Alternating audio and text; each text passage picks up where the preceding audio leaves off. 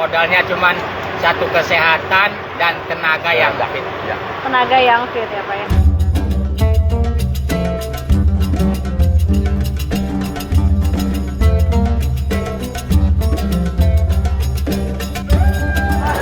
Assalamualaikum warahmatullahi wabarakatuh, sahabat kompas.com semua, apa kabar? Sekarang menginjak hari apa ya di sini ya? Sekarang jam 8.32 di Mina, saya masih ada di Mina untuk pelaksanaan salah satu puncak ibadah haji, yaitu lempar jumroh untuk Ula Wusta Aqobah. Jadi saya memang akan memperlihatkan bagaimana kondisi terkini dari Mina.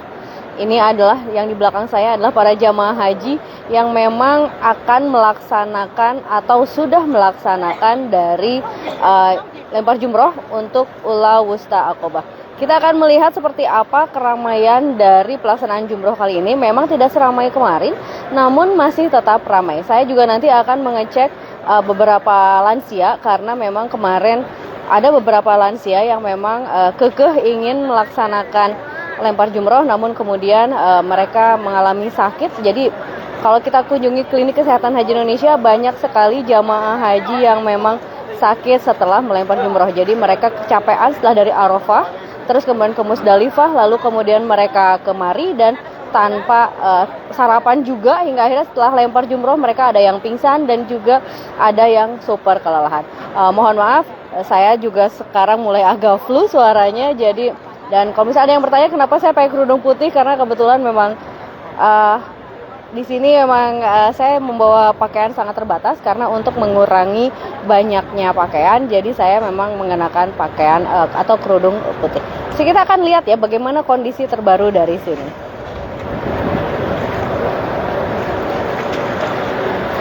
Oke, ini adalah kondisi terbaru dari sini. Jadi kalau misalnya kita melihat yang dari arah sana merupakan arah keberangkatan dari pelaksanaan lempar jumroh untuk Ula Wusta Aqobah. Memang tidak seramai kemarin. Kalau kemarin kita bisa melihat ya bagaimana padatnya para jamaah haji Indonesia dan juga jamaah haji dari dunia ya, seluruh dunia. Tahun ini ada sekitar 2 jutaan lebih jamaah haji yang melaksanakan prosesi puncak ibadah haji. Sedangkan yang di sebelah sana kita bisa melihat bagaimana banyaknya orang yang masuk. Banyaknya orang yang keluar dari terowongan Mina. Jadi kalau misalnya kita lihat lagi, terowongan Mina itu ada di depan sana.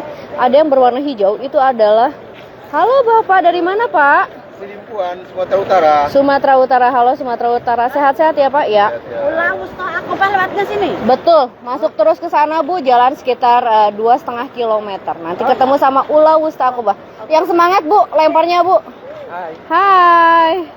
Oke, jadi kalau misalnya teman-teman sobat kompas.com semua, nanti ketika masuk ke lorong itu Anda akan berjalan melalui 2 terowongan. Yang pertama itu sepanjang 1 km, selanjutnya ada sekitar 2 km, lalu kemudian Anda akan memasuki semacam ruangan yang berada tempatnya untuk Ula Wusta Aqobah, atau digambarkan sebagai setan yang mengganggu Ibrahim saat itu, Nabi Ibrahim alaihissalam saat itu. Jadi ketika kita melempar jumroh atau ketika kita misalnya melemparkan batu kepada Ula Wusta Aqobah, maka jamaah haji Indonesia ataupun dunia harus mengatakan Bismillahi Allahu Akbar, lempar.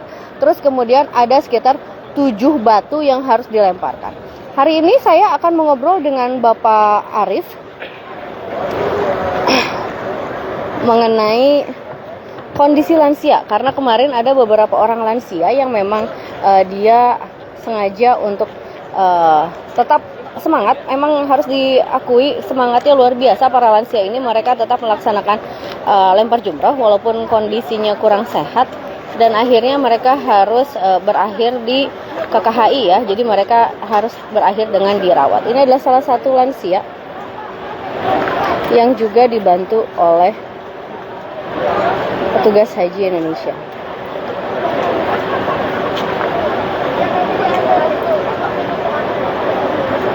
Oke, saya akan mencoba untuk berteduh sebentar sambil menunggu Bapak Arif. Hai Mbak, ketemu lagi kita. Panas. Iya. Sudah berapa orang hari ini? Lumayan. Iya. Ya, jadi memang kalau kita, karena ini adalah berada di depan klinik kesehatan haji, jadi memang ada banyak sekali lansia yang datang. Oke, ini adalah pintu dari Klinik Kesehatan Haji Indonesia. Sejak kemarin memang terus didatangi, begitupun dengan bagian farmasinya sangat penuh sekali. Kita akan melihat sebenarnya bagaimana kondisi dari para jemaah haji lansia di Indonesia ini seperti apa, termasuk juga sebenarnya penanganan dan tata cara fikih yang bisa dilakukan, karena sebenarnya ketika kita tidak merasakan sanggup ya, ketika kita tidak sanggup untuk menjalankan ibadah lempar jumroh, bisa dibadalkan kepada petugas gratis. Jadi saat ini petugas haji Indonesia selalu mengimbau seperti itu. Kalau misalnya tidak kuat, tidak perlu memaksakan diri, tinggal dibadalkan dengan menghubungi petugas. Ya, jadi di sini memang mau tidak, karena depan klinik ya, jadi yang namanya kursi roda, terus juga kasur kayak tadi ya, kayak belangkar, itu juga memang sudah biasa terlihat di sini. Ini adalah petugas kesehatan yang baru keluar. Dan di dalamnya situ ada kursi roda dan lain-lain. Sampai hari kemarin di sini, di mana di KKHI Mina, kemarin itu ada yang meninggal sekitar 8 orang. Pak Arif di mana ya? Tadi udah. Jadi dia lagi nanya-nanya itu soal data. Oh iya. Nanti kita akan wawancara barengan dengan teman-teman di SCTV tentang kesehatan jemaah haji lansia ya. Semoga selalu sehat dan diberi kekuatan untuk melaksanakan rukun haji untuk jemaah haji khususnya di Indonesia, terkhusus Pak Le Amer Bule. Oke, terima kasih banyak komentarnya. Di situ jam berapa teh? Di sini jam berapa ya sebentar? Jam 8.38, setengah 9, tapi panasnya memang udah luar biasa. Sampai kemarin tuh pokoknya paling tinggi di 48-an ya. Saya nggak tahu yang sekarang berapa. Ini adalah para kondisi jamaah haji Indonesia. Kita masih menunggu Pak Arif untuk mengetahui sebenarnya bagaimana sih kondisi para jamaah haji Indonesia. Indomie bisa nggak ya? Oh, Indomie ada di sini. Ada yang nanya Indomie juga. Oke, jadi di sini memang ada cukup banyak pasokan Indomie. Jadi Ini saya banyak. malam kemarin, sore kemarin, karena satu piring seperti itu. Oke.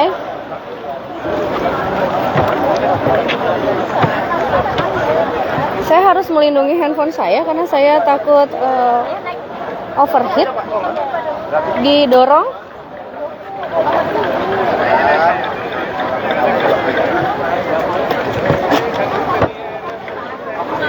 Ya, memang Arab Saudi ternyata memang tempatnya juga kurang ramah lansia ya, jadi memang beberapa tempat harus disulap agar menjadi lebih ramah lansia.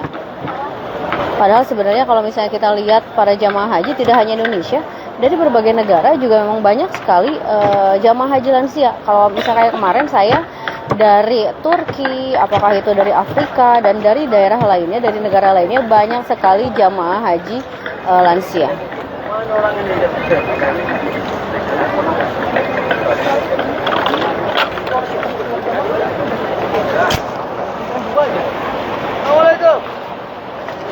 Oke, Pak Arifnya sudah datang. Kita nanti akan mencoba untuk ngobrol dengan Pak Arif.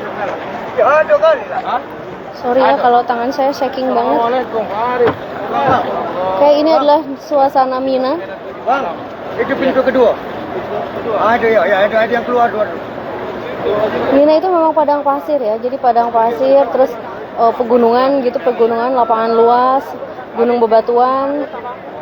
Kalau misalnya teman-teman membuka live saya tentang Mina, di situ diceritakan cukup banyak tentang sejarah Mina, termasuk dengan luasnya Mina.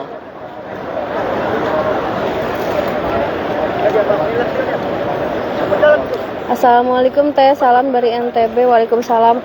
Hari ini saya belum tidur dari semalam, jadi agak-agak mata bengkak, terus juga agak kurang konsentrasi. Untuk jamaah haji lansia sesuai dengan program yang disafari wukufkan dan dibadal hajikan itu jumlahnya kurang lebih 235. Namun demikian untuk prosesi pelontaran sampai dengan detik ini terus bergerak, jumlahnya mengikuti situasi dan kondisi. Kita lihat dengan kondisi yang sangat panas, bahkan mencapai suhu di atas 45 derajat Celcius, maka pelontaran di Kejamarat, pelontaran dari Aqobah, kemudian pada hari berikutnya Ula Wusta Aqobah itu diselesaikan oleh masing-masing kloternya, para perangkat kloter, khususnya bagi para mereka jemaah lansia yang dengan kondisi kritis atau bahkan risiko tinggi kalau dari sisi medan mereka dalam tanda petik memaksakan atau punya semangat yang kuat, hero yang kuat untuk tetap melontar. Nah, ini harus disampaikan kepada para perangkat kloter untuk bagaimana jamaah dengan kondisi usia, status usia, kemudian masuk kategori lanjut usia ini bisa tidak memaksakan diri lah, atau dengan situasi tubuh panas juga, alam yang sangat panas, mereka tetap stay di tenda masing-masing dan diwakilkan untuk pelontarannya di Jamarat, begitu.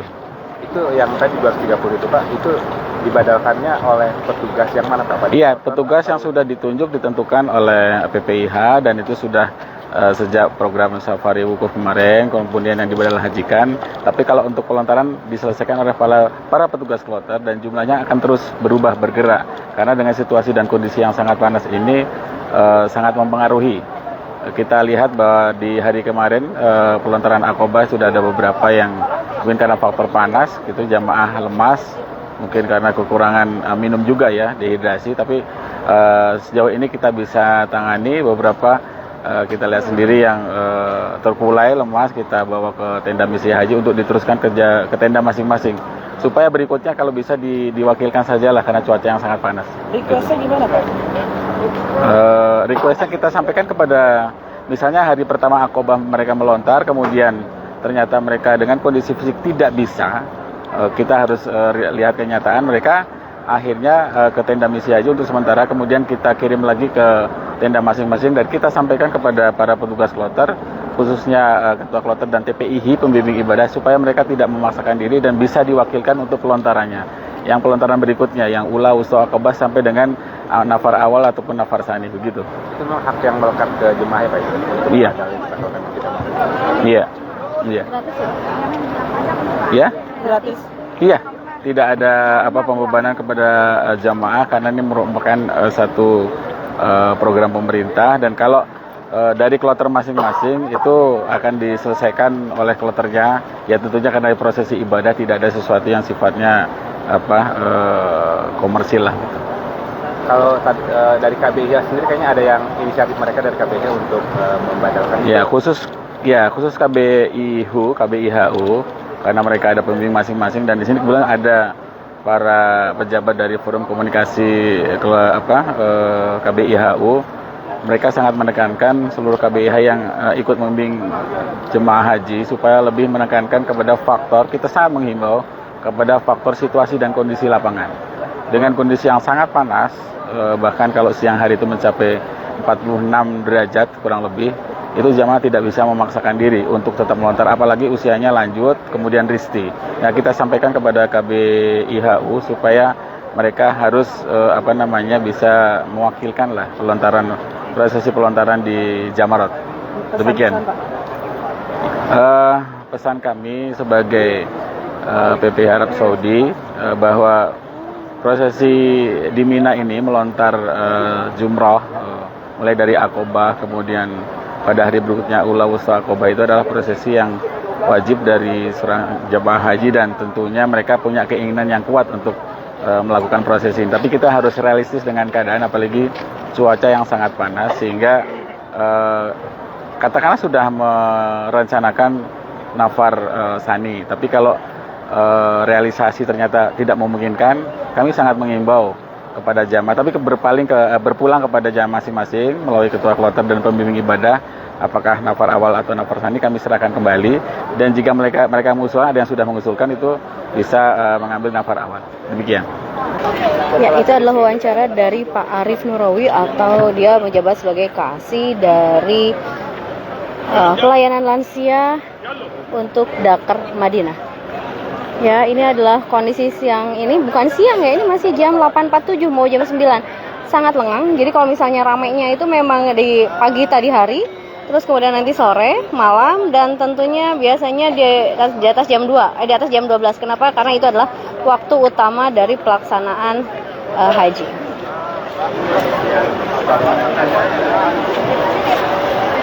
Santai Pak, ajak ke dalam dulu ya. Minum dulu.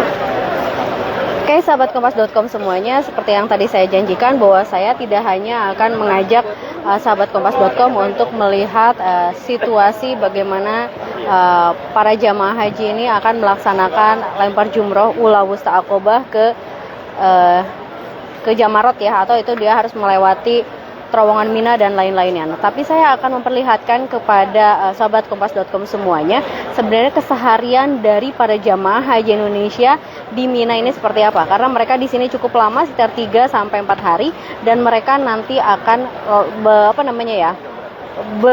membersamai gitu ya, akan selalu bersama-sama dengan para anggota kloternya dan hidup di dalam tenda gitu ya. Jadi kita akan lihat nanti seperti apa para jamaah haji lansia kesehariannya di sini.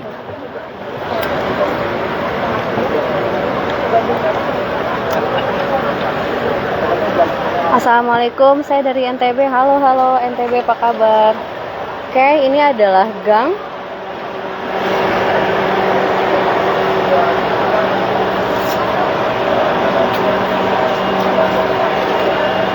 Ini adalah gang dari salah satu maktab. Ini maktab 50. Jadi maktab itu adalah beberapa tenda yang memang diisi oleh beberapa kloter jamaah haji. Kita akan lihat beberapa maktab. Ini di sini ada petugas Dakar Madinah wanita. Kayak disinilah saya tidur dan sebagainya. Terus kita akan lihat ini adalah untuk para pria, petugas Dakar pria. Masih ada yang sedang istirahat dan lain-lainnya. Terus kalau misalnya kita lewat lagi, ini adalah Assalamualaikum Pak Harun. Hai. Ini adalah petugas kesehatan pria. Ini adalah kesibukan dari para petugas haji dan juga masyakir atau para pegawai dari Arab Saudi. Ini adalah petugas kesehatan wanita. Jadi memang petugas kesehatan wanita tinggalnya di sini. Dia diposkan di sini. PKHI-nya tadi yang ada di depan sana ya. Ini adalah suasana dari tenda-tenda yang ada di Mina. Kesibukan tampak ramai. Jadi kalau misalnya saya datang ke sini, saya seolah berada di gang-gang kecil gitu. Kalau misalnya di Jakarta Selatan mungkin ya di sekitaran Mampang kayak gitu ya. Tapi ini lebih kecil daripada Mampang sih. Oke, siap. Ini adalah Mas Yasin dari Net TV. Oke, ini adalah kondisi dari tenda di Mina. Jadi ini kalau misalnya kita lihat ada rambut berserakan di bawah karena memang para jamaah haji sudah melaksanakan tahallul dan dia memang sudah menyelesaikan sebagian prosesi dari hajinya. Jadi ketika kita melaksanakan tahallul itu artinya kita sudah bisa melepaskan kain ihram, karena ketika kita akan melaksanakan wukuf di Arafah kita wajib untuk melaksanakan ihram. Jadi niat ihram ya ditandai kalau laki-laki itu dengan mengenakan 2 lembar kain ihram. Oke, kita akan lanjut jalan. Nanti kita akan coba ngobrol dengan salah satu jamaah haji. Oke, memang lumayan padat karena memang isinya banyak ya. Satu tenda itu bisa mencapai ratusan orang. Oke, ini adalah kloter JKG Jakarta 55, kloter 55. Padat sekali. Oke, ini adalah situasinya kayak gang-gang gitu. Kalau misalnya kita intip, mereka lagi pada ngobrol. Halo Pak, Assalamualaikum. Ya ini apa yang mereka lakukan, biasanya mereka ngobrol, terus juga bercengkrama dan juga melaksanakan berbagai macam kegiatan termasuk kayak semacam beribadah dan lain-lainnya. Di sini ada kursi roda tentunya karena berarti itu artinya di dalam tenda ini ada jamaah lansia atau jamaah disabilitas atau memang jamaah-jamaah yang memang menggunakan kursi roda. Mau tanya health center mana Bu? Sama ke dokter. KKHI ya Bu ya? Ya, di mana tuh? Ibu tinggal lurus saja. Lurus sini. Terus sebelah kiri. Sebelah kiri. Mentok sebelah kiri Bu, itu KKHI. Oke. Jadi kalau misalnya kita keluar dari sarang ya istilahnya, kita keluar dari pintu petugas dan masuk ke dalam maktab ini, siap-siap saja akan ada banyak yang bertanya, termasuk jamaah haji lansia termasuk jamaah haji yang tersesat. Kenapa? Karena terkadang ini tuh bentukannya kayak begini aja, jadi lorong, terus tenda, abis itu masih sama, ada ribuan tenda. Ada 70 maktab, satu maktab itu bisa sampai banyak tenda gitu. Jadi para jamaah haji biasanya suka bingung gitu. Misalnya kayak saya ke toilet, balik dari toilet saya lupa tadi saya lewat mana, akhirnya dia tersesat dan kemudian tersesatnya sangat jauh. Nah biasanya ketika saya ataupun teman-teman petugas yang memang sengaja keluar untuk melihat kondisi itu biasanya langsung yang ditanyai oleh para jamaah haji. Pak, ya. Oke. Assalamualaikum Pak. Pak boleh ngobrol bentar aja boleh ya Pak? Asik. Ih Bapak lagi makan enak banget kayaknya Pak. Pak saya dari Kompas Pak. Yang ngobrol-ngobrol sama penonton Kompas ya Pak? Ya, boleh. Boleh. Pak tanya dong Pak, kegiatan sehari-hari di sini selain lempar jumroh ya, ula, wusta, akobah gitu.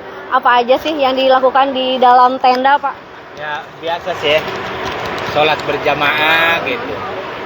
Terus ya kita zikiran biasa. Tadarus, baca Quran ya. Tiap-tiap orang berbeda kan. Ada yang baca Quran, ada yang tadarus, ada yang sholawat. Yang pasti istirahat, makan. Makan harus ya Pak, wajib. Wajib. Karena kita ibadah tenaga ini. Betul. Ibadah tenaga ini. Oh iya Jadi betul. contohnya Bapaknya masih kuat lempar jumroh? Insya Atau Allah. dibadalkan Pak? badal bapak, badal tuh. Iya nak, jumrohna. Sendiri? Badal katanya. Oh badal, Badalkan betul. sama Mendingan keluarga. dibadalkan daripada nanti Ya. pingsan. Iya. Ya betul. Memang lempar jumroh itu sangat luar biasa lah. Apalagi yang tua, kita aja yang muda ngegeter. Ceritain dong Pak, berapa jauh sih lempar jumroh? Kira-kira 4 kiloan lah. Bolak-balik 4 kilo. Bolak-balik 4 Ya. kilo. 4 kilo, 8 kiloan. Ya kalau dari Ya. sini 8 kilo ya Ya. sekitar. Sana 2 liter. Oh dari terowongan Ya, 4 kilo. Ah. Kalau dari pokoknya totali 8 kilometer ya. Kurang lebih. Dan itu dilakukan tiap hari. Ya selama hari tasrik Ya. itulah. Hari tasrik ya. Jadi memang intinya mau tidak mau Bapak harus jaga kesehatan Ya. karena memang medannya ya gitulah ya Pak ya. Harus dinikmati dan disyukuri ya Pak. Ya modalnya cuman satu kesehatan dan tenaga yang fit. Ya. Tenaga yang fit ya Pak ya. Bapak maaf dengan Bapak siapa Pak? Suntani Dari dari Kabupaten Pandeglang. Pandeglang, Banten ya Pak? Ya. Betul. Kalau Bapak maaf? Karena Jaya. Karena Jaya. Dari Cilegon. Cilegon. Bapak maaf dengan Bapak siapa? Papadna. Pak Padna, sama ya dari Banten juga. Pandeglang. Pandeglang juga. Bapak, apelnya kayaknya enak sekali Bapak. Dari Kota Tangerang. Oke, wali kota Tangerang. Dari Kota Tangerang. Dari Kota Tangerang, Karena oke. kita campur. Campur Kita ya. ini apa kloter siluman lah. Kenapa disebut siluman? Gabungan. Gabungan. Karena kita apa ya jamaah tertinggal. Oh ya. Tapi alhamdulillah semuanya. Alhamdulillah berjalan semuanya dengan baik. sehat. Bagian-bagian yang kita dapat dengan sesuai dengan Fasilitas dapat semua Pak. Alhamdulillah. Karena kan di tempat lain ada yang nggak kebagian kasur dan lain-lain. Di sini aman. Ya. Oke. Oke. Jadi memang semuanya yang penting adalah karena ini sudah sampai sini, Ya. jadi semuanya berbagi ya Pak. Betul sekali. Sama kapan lagi kita kalau nggak gini kalau nggak di sini. Betul. Karena ini tanah haram, memang semuanya jadi sama ya Pak. Ya. Oh mau lewat? Oh iya boleh. Kalau doang. Oh iya. Sorry. Mau numpang lewat Bapak ya, maaf Pak saya ngalangin jalan ya Pak. Oh ini udah Pak, udah di syuting Pak. Bapak sehat-sehat semuanya ya Pak. Jadi haji yang mabrur ya Pak. Dadah dulu Pak buat penonton kompas.com Pak. Ya, Bapak juga sehat semuanya ya. Amin. Amin ya rabbal alamin. Sarangeo Pak. Mari Pak, Assalamualaikum. Assalamualaikum. Oh ya, Assalamualaikum. Oke, terima kasih Pak. Ya, itu adalah wawancara saya dengan jamaah haji Indonesia dari Banten ya. Jadi saya akan mencoba untuk jalan-jalan lagi. Sebenarnya ada apa sih sebenarnya di tenda-tenda maktab ini? Ya, Ibu kenapa? Motor bambu. Ibu nyasar. Ibu nyasar. Sebentar ya, Bu ya. Bentar ya, maaf sahabat Kompas.com ada yang nyasar. Punten Ibu, maaf Ibu sebelah sini aja dulu Bu. Ibu dari maktab berapa? Nggak tahu. Berapa ya ini? Maktab. Ibu, saya lihat KNO 04. KNO 04. Kayaknya deket deh Bu, sebentar ya. Jadi kalau misalnya ada yang menyasar, kami sudah disiapkan, sudah dibantu oleh peta yang diberikan oleh petugas dari PPIH Arab Saudi berupa peta dan juga nama ini ya, sebentar. Ibu udah dari tadi Ibu nyari-nyari? Ya. Sudah dari tadi nyarinya? Iya, sampai. Oke. Ditunggu ya Bu ya, saya cari dulu di petanya ya Bu.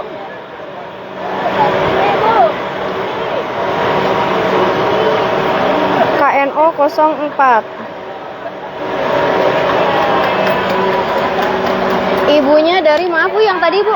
Bukan yang ini, yang tadi. Ini ya KNO 04.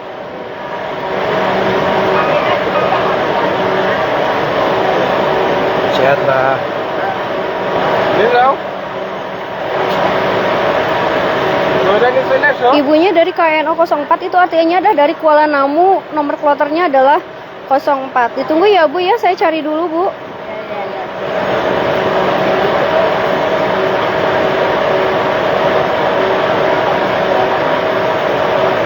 KNO 04 ada di Maktab 51. Kayaknya nggak terlalu jauh. Ayo Ibu, kita barengan Bu. Jalannya ke sana. Kita jalan kita. Pak, kalau Maktab 51?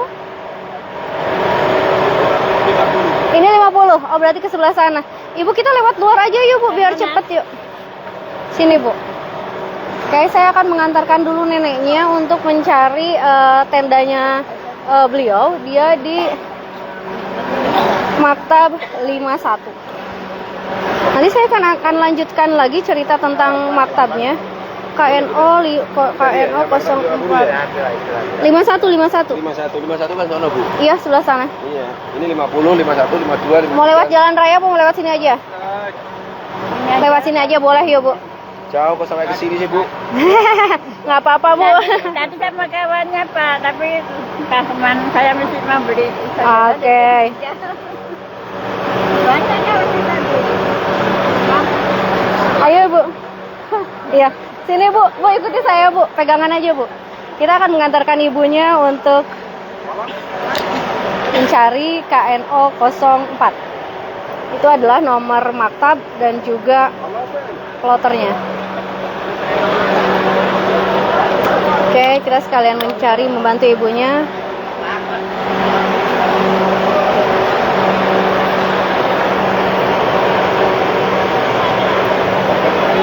Jadi salah satu pekerjaan dari petugas haji adalah ya seperti ini. Jadi memang mengantarkan pada jamaah haji yang tersesat. Jadi memang kondisinya seperti ini ya kawan-kawan sobat kompas.com.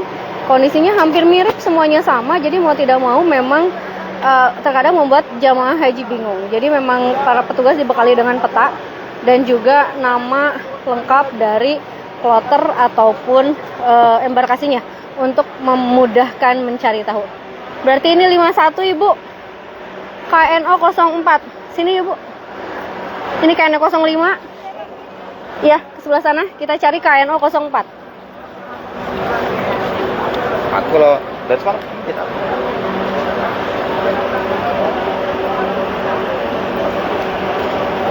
Ibu tadi dari mana Ibu? Dari kawan-kawannya keluar sekali-sekali. Oh gitu. Nggak pernah keluar nenek. Nggak pernah keluar ya nenek ya. Terus kemudian akhirnya jadi bingung sendiri ya nek ya. Bu, nek lurus aja nek. Yang ini bukan nek.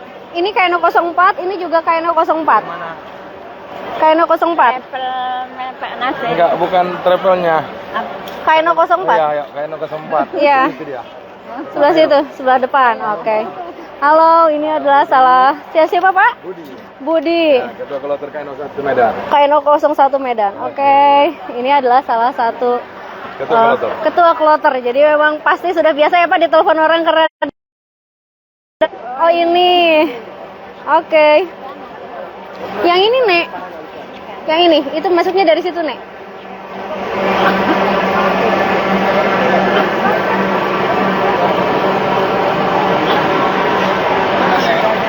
Kaino 04. Yang suasana ini mau kemana? Habis nganter itu yuk, tadi 5 orang. Sini dong Mas Cipto, ngobrol. Mas Cipto habis dari mana? Habis nganter jemaah tadi yang tersasar Di? di Jamarat. Hah? Jamarat? Dia Nyasarnya di Jamarat? nyasar dia. Iya, keluar Jamarat dia sampai di mana Maktab 71. Hah? Harusnya dia di 48. Harusnya di 48 sama 54, terus dia nyasar ke 70-an. Iya. Terus akhirnya dianterin? Ya, iya Berapa lama? karena ibu-ibu ya minta dianterin, jadi ya harus kita antarkan. Kan haji ramalan sih ya. Asik. Jadi berapa lama nganterin, Pak? Ya ada sekitar hampir 1 jam ya, karena kan jalan pelan-pelan sama-sama. Mudah-mudahan berkah. Amin. Thank you. Ya, itu adalah Mas Cipto. Jadi Mas Cipto cerita bahwa dia keluar dari maktab, dari maktabnya dia di maktab 50 ya. Dari tenda 50. Iya, Ibu. Antarkan dulu ke sini. Ini maktab 9 sebentar ya, Bu ya. Saya cek dulu. Miss 09. Ibu nyasar udah lama, Bu? Ibu tersesatnya udah lama. Kurang tahu aku jalannya dari Kurang- kamar mandi. Dari kamar mandi nggak tahu jalannya. Ibu di maktab berapa? Mantap. Pelabuhan Batu. Iya, maktab berapa? Ibu inget nggak maktab berapa? Nah, nomor 4 ke situ. Hah? Maktab berapa, Bu? Pelabuhan Batu lah pokoknya. Nggak tahu ya. Kita cari tempat teduh dulu, Bu. Ke situ aja dulu yuk, Bu. Atau ke situ ke depan, Bu. Ya, jadi memang tidak bisa dihindari kalau misalnya kita keluar dari Orang rantau. ke situ aja, Bu. Ke depan dulu, Bu, cari yang teduh, Bu. Soalnya panas, Bu. Nanti saya akan cek dulu Ibu dari maktab berapa. Jadi memang kalau para petugas haji datang keluar itu udah pasti nanti akan ada banyak yang meminta tolong karena mereka mengalami kesulitan.